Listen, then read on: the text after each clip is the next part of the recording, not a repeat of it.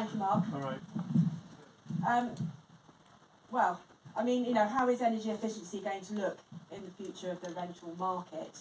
Now, I mean, maintaining a property has always been, you know, good practice, but in today's market, it's becoming essential. And one key factor that tenants are, you know, they are paying attention to, and that is energy efficiency, and obviously for good reason. A well-maintained, energy-efficient house will attract long-term tenants.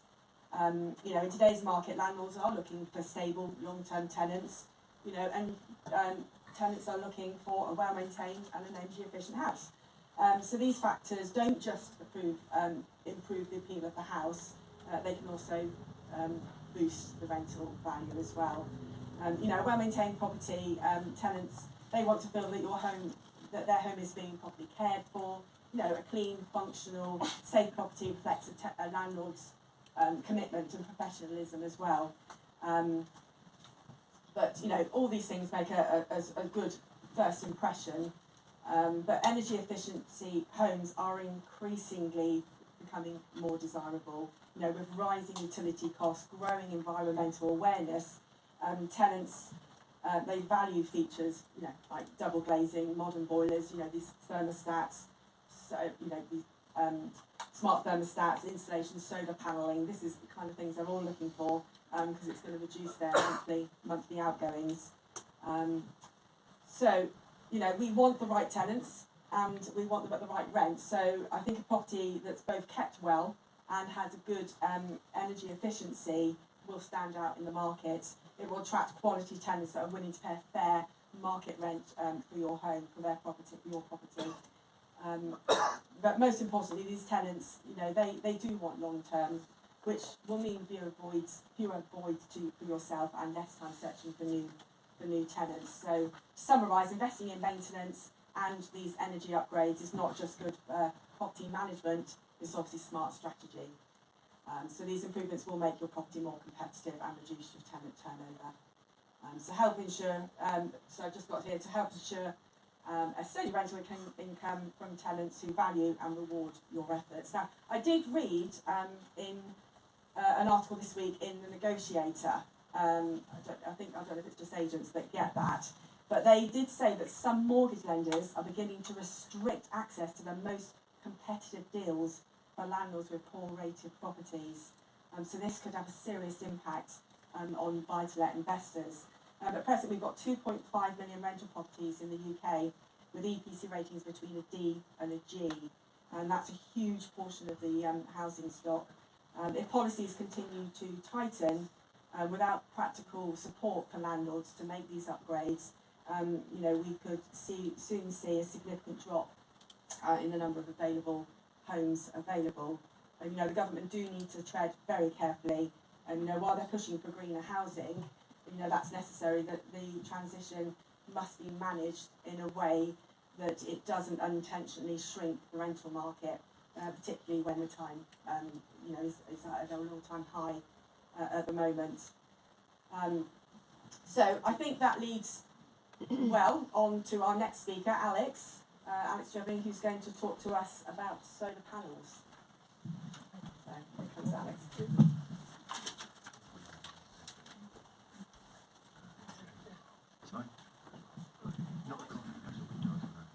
Okay, thank you very much, Cara. Just a little bit about us. We're Sunflower Energy Solutions, so a local company with over 14 years experience. We've been designing and installing energy saving systems, working closely with landlords, homeowners, of course to improve EPC ratings, lower carbon emissions and save some money.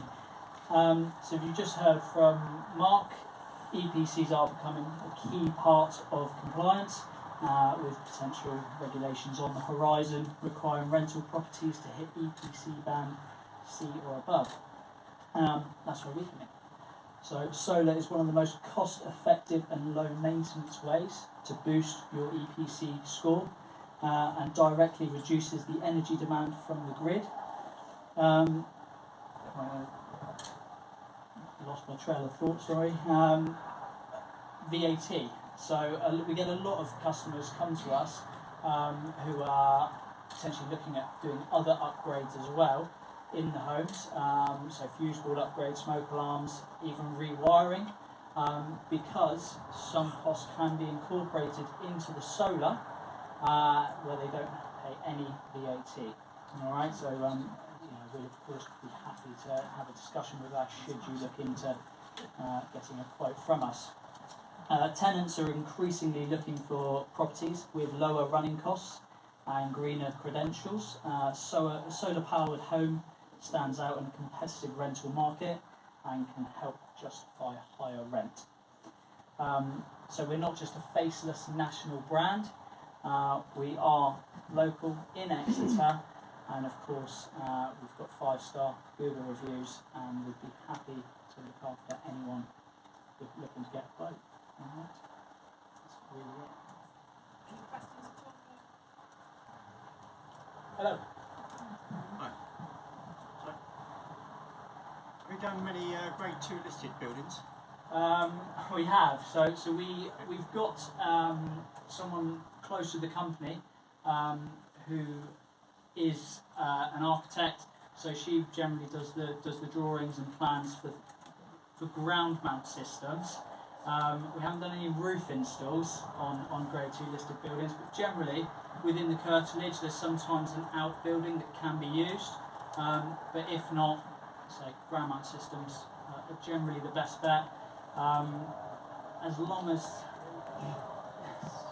they're not being overlooked by the neighbours, it's generally not too much of a problem.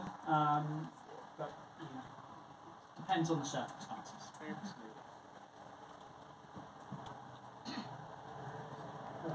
Alex, last weekend we replaced our 15-year-old photovoltaics.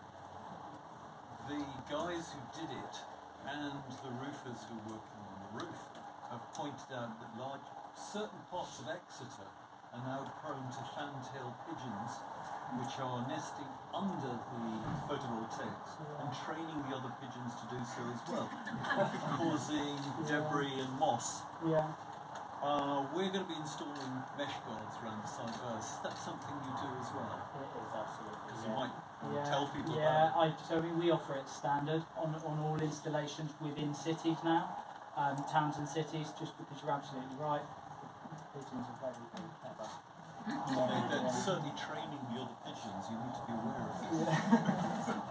Which areas? The biggest area of concentration is Counterswear, but it's spreading up. This is specifically white fantail pigeons, and if you go down there and look around the estates, Very close to me. so it's quite interesting because the other feral pigeons are learning from them. So if you're doing photovoltaics, could be a worthwhile investment. Do you know of any companies that can clean 3-storey houses with solar panels on reliably? The best thing to do is to contact local window cleaners. I can't find one that can do prevail. 3-storey. Okay. I'll get some details from you. Let me put the feelers out. We've got contacts all over the southwest, so I can certainly ask some questions and see what we can find out for you. All right. I was just reading your material and it said it suggests adding a battery for 2,500. Yeah. So with the existing solar installation, can you fit a battery to that that was done 10 years ago, or is that something that's Absolutely. So there's two options. We can either replace your current string inverter with a hybrid inverter that will work alongside the battery. Alternatively, we can keep the same cables running from the current inverter and install what's known as an AC coupled system. So with the same battery storage, but just a different inverter to then convert the energy from direct current to alternating current. So there's a couple of options there.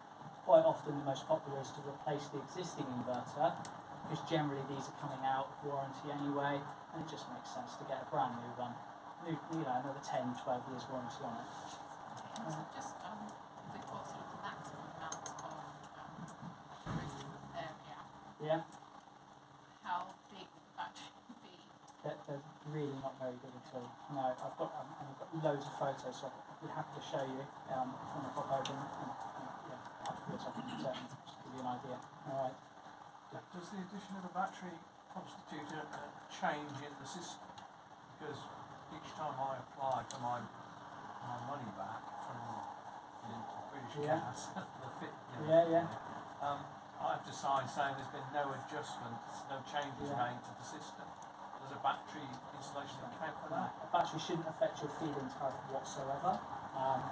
It's the size of the array and the total aggregate that does make the difference.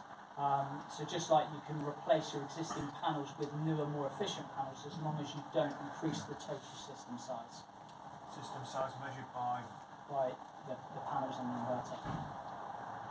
so they can be, they have to be physically no bigger. So But no, they can be more sorry. efficient. No, so just in terms of wattage. So for example, if you've got 16 250 watt panels, you've got 4 kilowatts of solar on the roof at the moment. Yeah. You can't have any more than 4 kilowatts.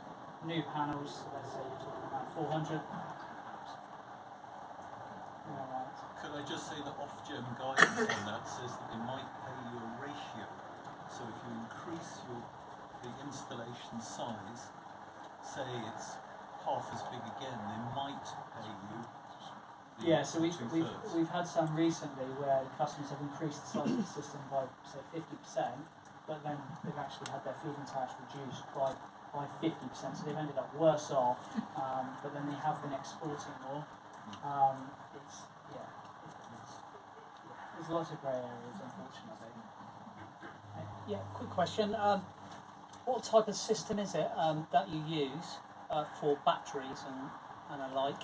And can you predict what size kilowatt panel by 2030 do you think they'll be pumping out? I mean, we're kind of just on the problem is it's the actual physical dimensions of the panels as well. So there are panels available now that are over 600 watts. Generally, we don't install them because you need 2 people to carry them. I mean, a gust of wind, and these panels are 2.3 metres in length. Yeah. You know, it's just not sensible. It's not safe. So, in answer to the second question, no.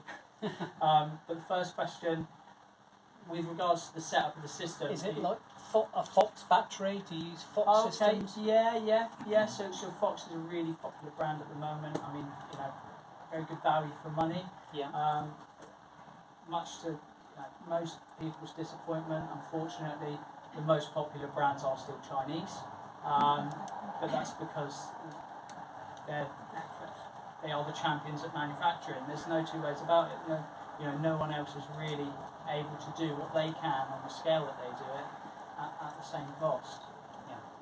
Apart from Mr. Trump, he'll change that. Ooh. Can you replace your inverter and keep your fit? You can, yeah, absolutely. Yeah, so that's what, you can replace your panels for newer, more efficient panels. You can also replace your inverter. I would recommend at least replacing the inverter with a hybrid inverter anyway. So it's probably about £300 more expensive, but with a hybrid inverter you can add a battery on at any time. Yeah, so it just means even if you're not ready for a battery right now, you're future-proofing that system. And it's not a huge expense. Right. If anyone's got any more questions, perhaps Grab Alex will be here Absolutely. in the coffee. Thank you very much. Wonderful, thank you very much. Thank you.